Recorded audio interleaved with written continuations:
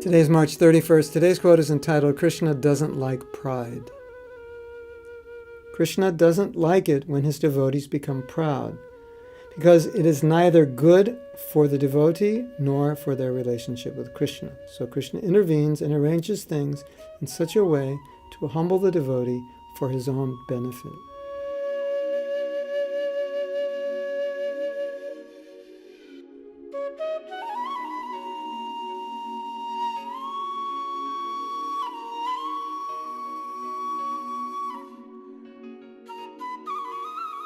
It's quite interesting to study our scriptures in regards to this point, because time and time again you see how Krishna intervenes in the life of a devotee who becomes proud. And there's two reasons Krishna does it. Number one, it's not good for the devotee. So Krishna wants to save the devotee. So sometimes Krishna has to do something to make the devotee realize that they've become proud, because they don't realize it. So Krishna has to pop their bubble, so to speak. And he does that with Indra, he does that with Brahma, he sometimes does that with the demigods. He did that with through Narada Muni with Nalakuvera Manigriva. And on you'll see many, many instances in which Krishna does something to humiliate or minimize the position of a devotee, so that they come to their senses and realize that they are being excessively proud of their position, and it's unhealthy for them. The other reason is, and I think we've discussed this before, in a relationship, pride is a killer.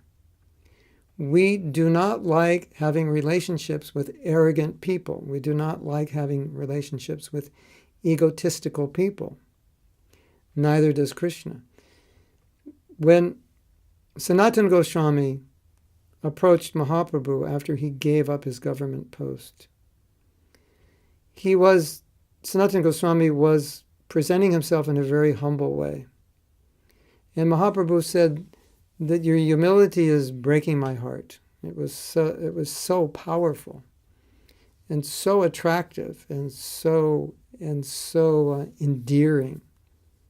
Mahaprabhu actually asked him to refrain from such humility because it was just melting Mahaprabhu's heart so much. It was difficult to tolerate for him in a good way, in that sense.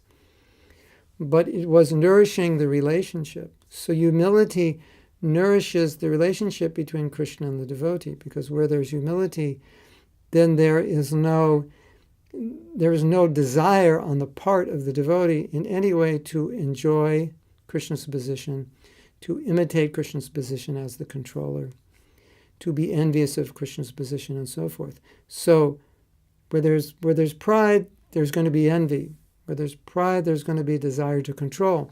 Where there's pride, there's going to be desire to enjoy. So it's all competitive. You can't have a relationship with someone who's competing with you, who's trying to get what you have to utilize for themselves. So Krishna doesn't like pride also for that reason, because it destroys the rasa. And we know that from our own experience. We can't enjoy intimacy with people who are not real, with people who are not genuine, with people who are not open. It's very frustrating to be with someone who's pretending to be someone that they're not. And it's also frustrating for Krishna when someone is not genuinely humble, genuinely real.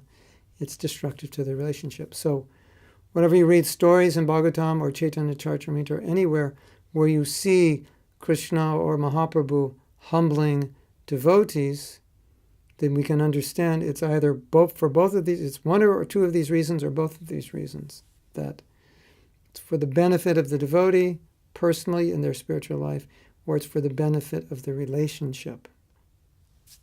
Hare Krishna.